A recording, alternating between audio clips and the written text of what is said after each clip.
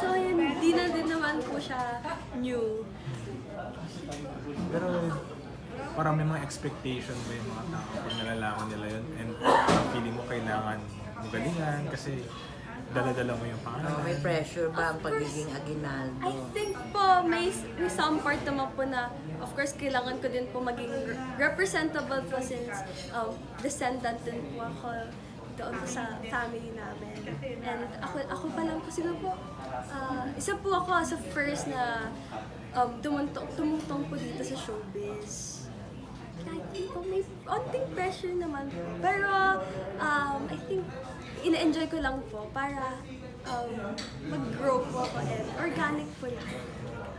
Balak mo bang mag full-time natapos mo na yung studies mo or ano ba yung usapan niyo ng parents mo? Siguro po, pagkatapos po talaga ng studies ko, baka po na-try ko din pong mag-focus po talaga sa career ko.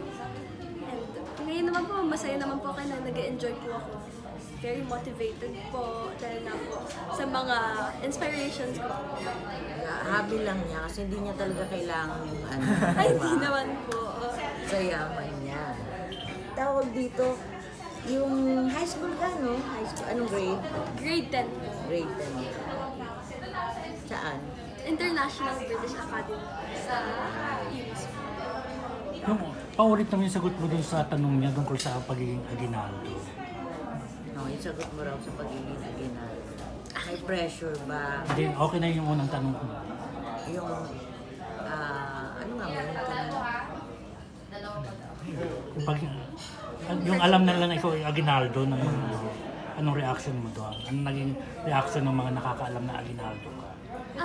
Normal lang naman po dahil po like most people pa na nakakasalubong ako po like knowledgeable naman po sila na Aguinaldo to dahil nga po sa last name po na Lizzie Aguinaldo and yun din pa sa school alam na din naman po nila kaya yun po di naman po different and or new.